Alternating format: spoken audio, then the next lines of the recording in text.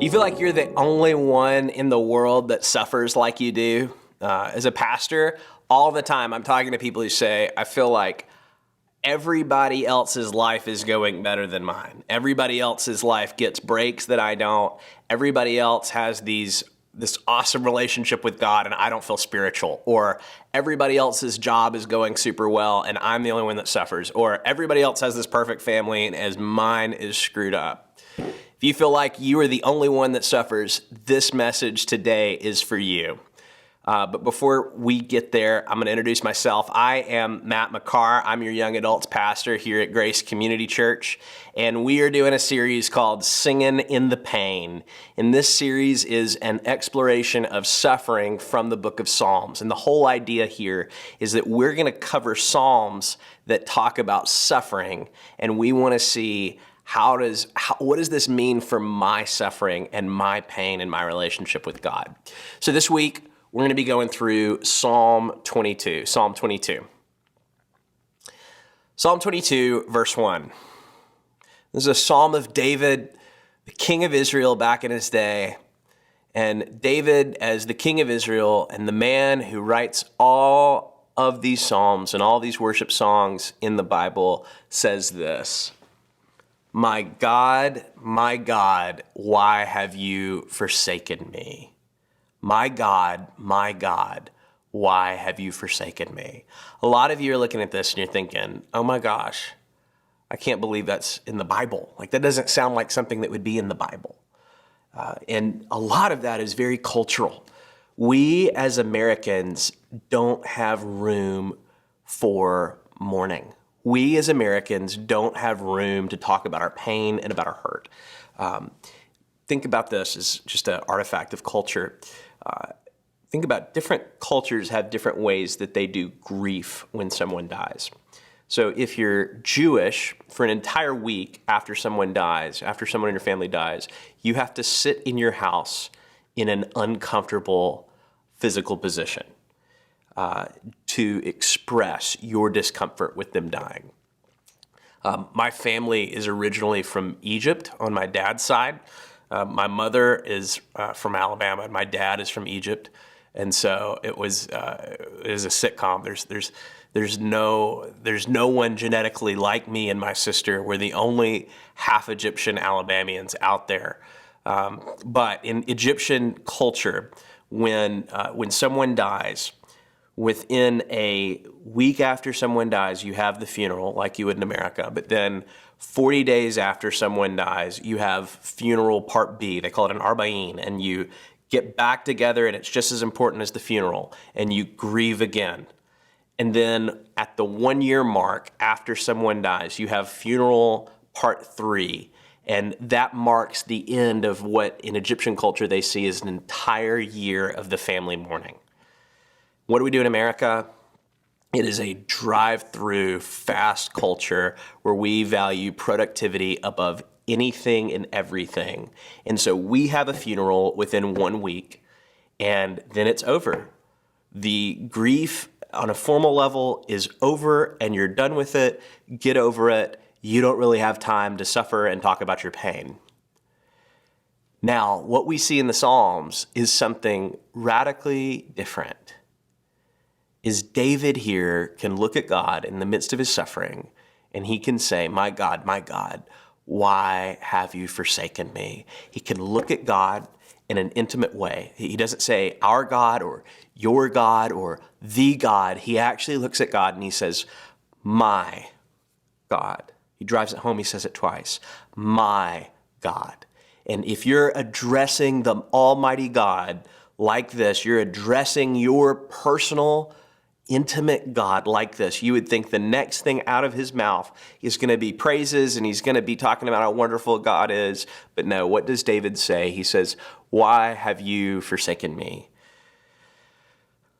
He feels like he can actually be honest with God. He feels like he can actually look at God and tell him that he feels abandoned.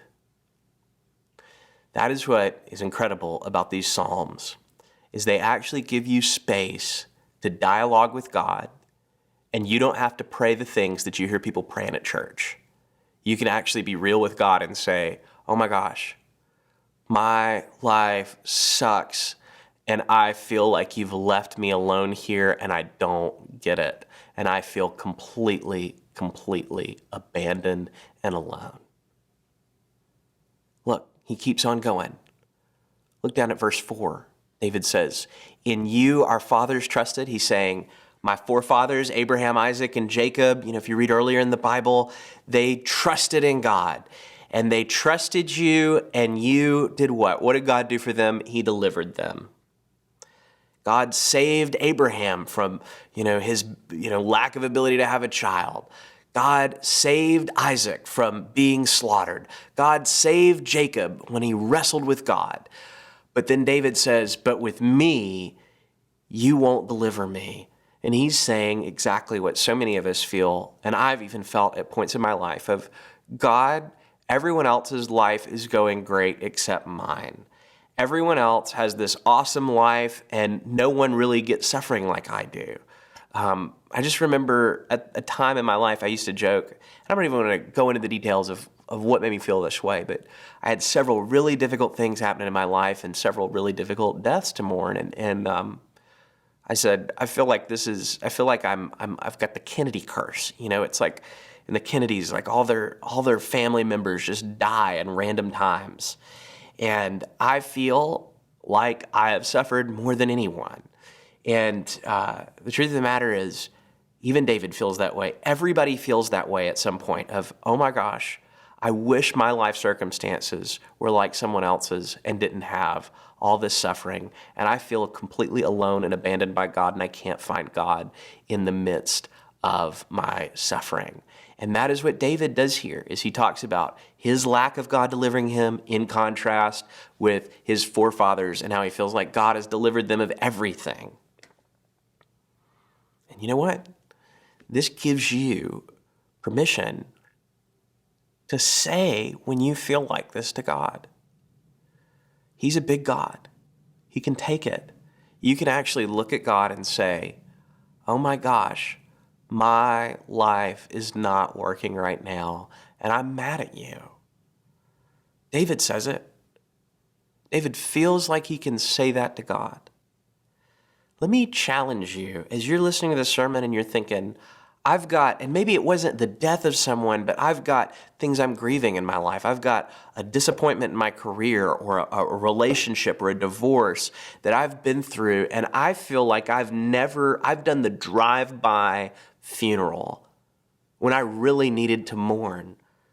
I felt like that at one point in my life where I had something so painful that had happened to me, but I couldn't grieve it. I didn't feel like it was okay to say I was hurting. You know what saved me? It's finding my dialogue with God in these Psalms. These Psalms give you permission to use their language to tell God that your life is hurting. You know why you know you can do that? Because David did that. David can look at God and say that he's hurting.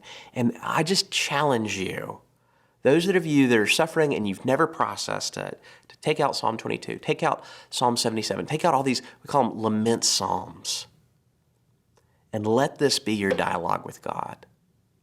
You know why? Because David did it. Now, some of you are thinking, okay, David did it, but I don't know if that means that I can do it. There's a lot of things that David does in the Bible that I wouldn't necessarily recommend that you do. David kills a guy. David has an affair. David betrays people. He does awful things. Why should I be able to grieve like David, or is this just another one of his sins? Here's the fact of the matter. More importantly than the fact that David could look at God and say, my God, why have you forsaken me? Jesus Christ of Nazareth, as he's dying on the cross, looks at God and finds his dialogue with God from David's words. Jesus looks at God, and I want to set the moment. It says in Matthew 27, it says that the whole place during the crucifixion at this hour was completely dark. Jesus couldn't see the people couldn't see Jesus. He's hanging there on the cross, dying. And he cries out from the darkness, my God, why have you forsaken me?" Because he feels completely in the dark, and he feels like not only can no one else see him, but he feels like God himself cannot see him. But what does he do? He says, my God. He clings to God. He clings to the God who is afflicting him. And he asks him, my God, why? He looks at God the Father and demands a reason for what's going on. And he says, my God, why have you forsaken me? You. Jesus has, in this Passion Week, been betrayed by Judas. He's been betrayed by the Romans. He's been betrayed by the Jews. He's been betrayed by the best friend that he had, Peter. And that's all incredibly painful, but somewhat expected. But why have you, God yourself, betrayed me and forsaken me? My God, why have you forsaken me? Of all people, I am the faithful Son of God. I haven't sinned, and yet you've put suffering on me. Me. Now, I want to ask this. Who is the me of Psalm 22, verse 1?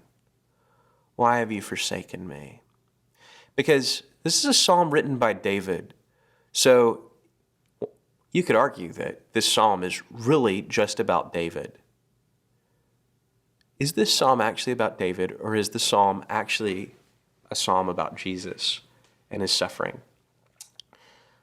I have a good friend who said to me, Matthew, one of the things that you do with the Bible that I find reprehensible and really, really irritating is you go into the Old Testament, you go into the Hebrew Scriptures, and you make the Hebrew Scriptures about Jesus wherever you want to.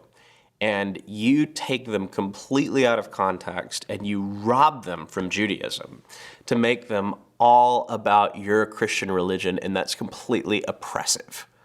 And she's said that to me. She's not the first person. People have said that. That's the problem with Christians, is they take the Hebrew Scriptures and they rob them and make them the Christian Scriptures.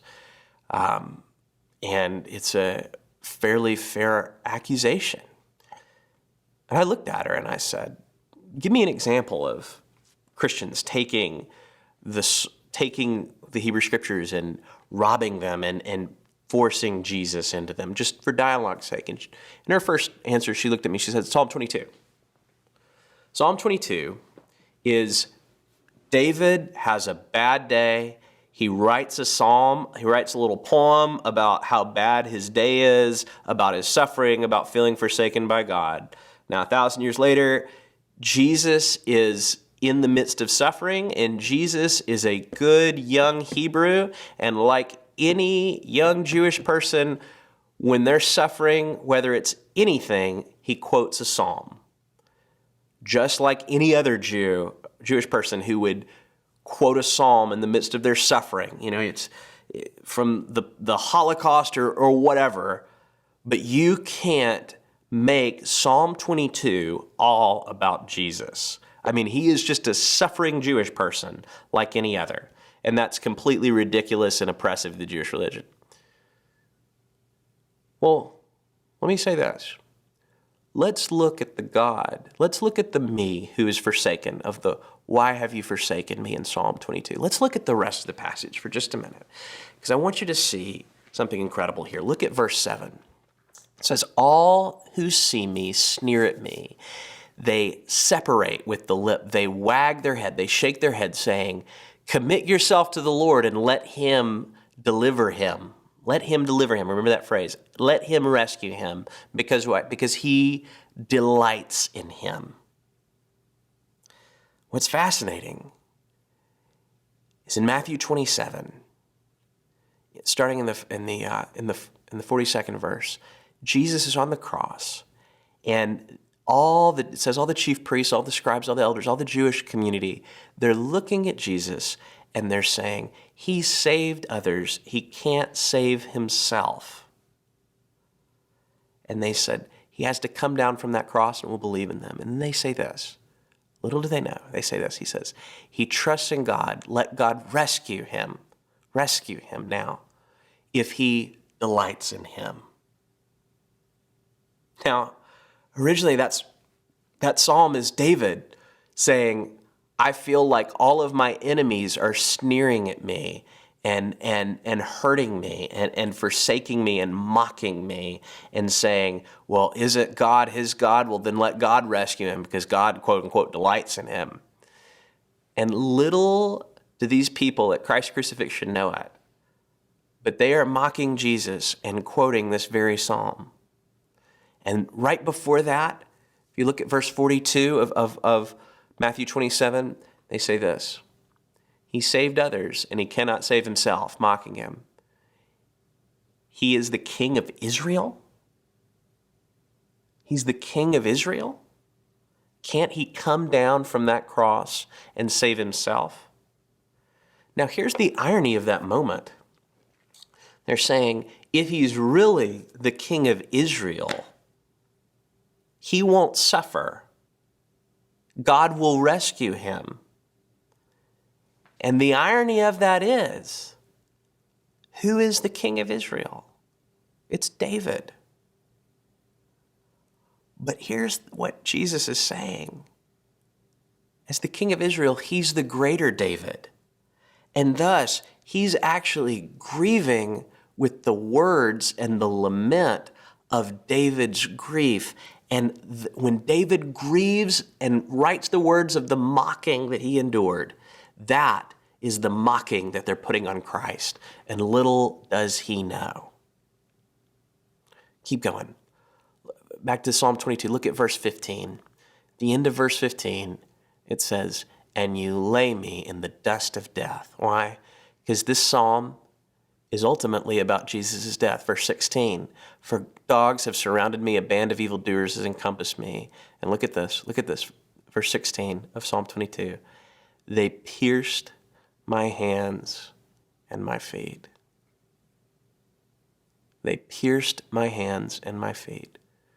Who's that talking about? Look at verse 17. I can count all my bones. They look, they stare at me, and what do? They divide my garments among them, and for my clothing they cast lots. When David wrote this, I really don't think he had any clue that this was anything about Jesus. What is he saying? He's saying, I'm having a bad day. It's almost like it's so painful today that it feels like they're piercing my hands. It's so painful today that I feel like they are stripping me of my clothes to humiliate me, and to be even more humiliating as I'm there naked, they are gambling and casting lots for my clothes in front of me as I am sneered at and mocked as a naked man. Little did he know that his suffering was prophesying that Christ would have his hands pierced. Little did he know that his suffering was prophesying that Christ would have his clothes ripped off of him. And what would they do? It says in Matthew 27, they cast lots for his garments right in front of him just to humiliate him. Here's what's fascinating here, is from our lonely suffering, we ultimately discover fellowship with God. David's lonely suffering of feeling like God had forsaken him, feeling like he was naked in front of everyone, feeling like God had remembered everyone but him, was actually a piece of the revelation of who Jesus is. And it's only in the lonely suffering that we can fellowship with God and understand Christ's cross. A few years ago, when Mother Teresa died, they had this big thing about they discovered Mother Teresa's private journal. And so they looked through the private journal and they're exploring it. And, they're like, we're about to open up Mother Teresa's journal. So what this is going to be is this exciting adventure of her having all these supernatural encounters with God and her having this great spiritual life and this great walk with God. And what they do is they open up Mother Teresa's journal and they find out that as this woman is suffering amongst the poor in Calcutta throughout most of her life, she feels like God is distant and has abandoned her.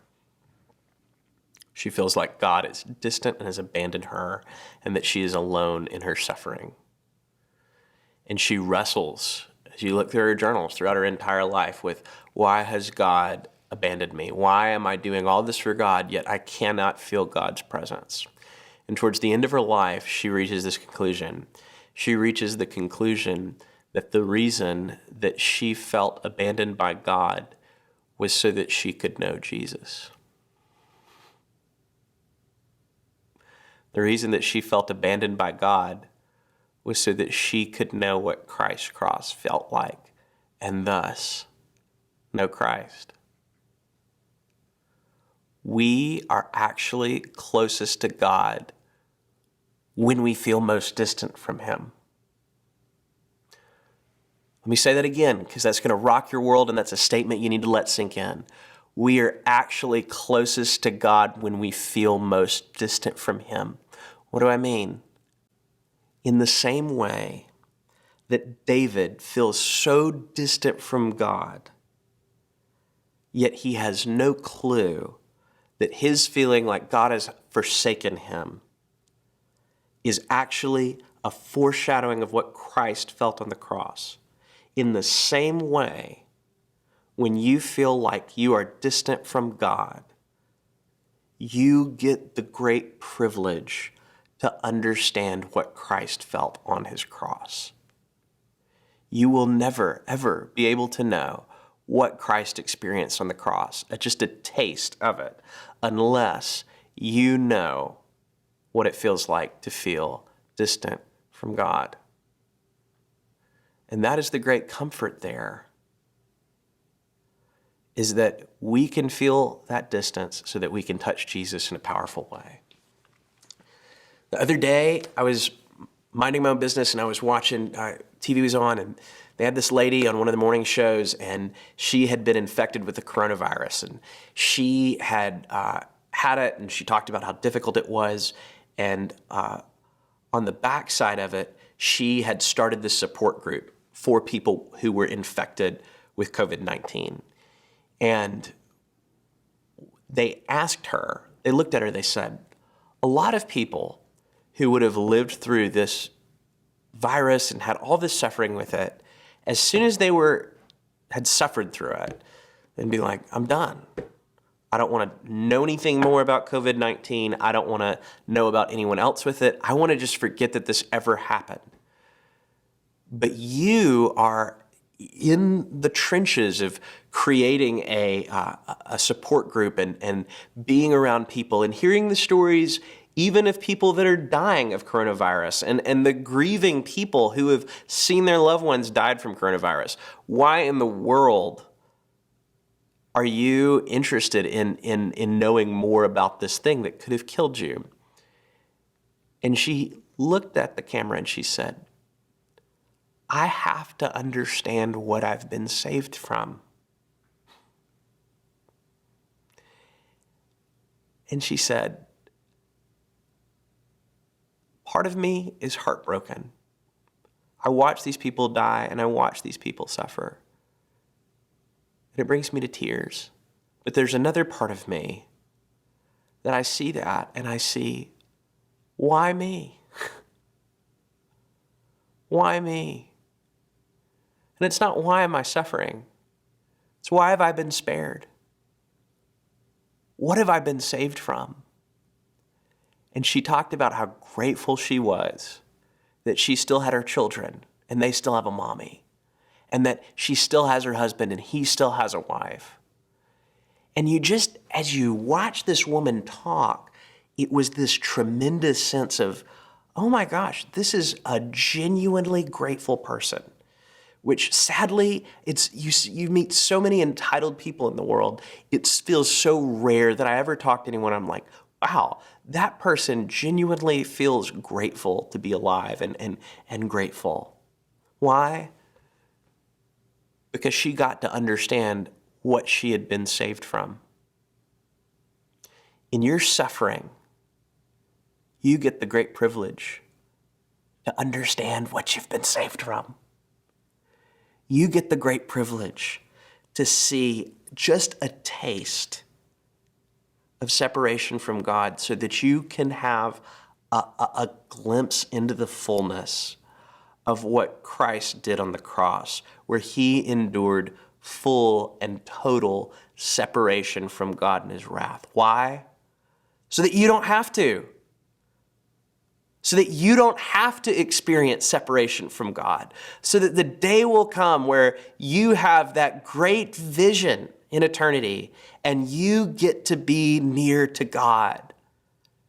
And in that day, when you see Jesus face to face and enjoy him for eternity, if you're a believer, you're going to look back on those moments when you were suffering and you felt so distant from God in this life and you felt so alone and you thought, my God, why have you forsaken me?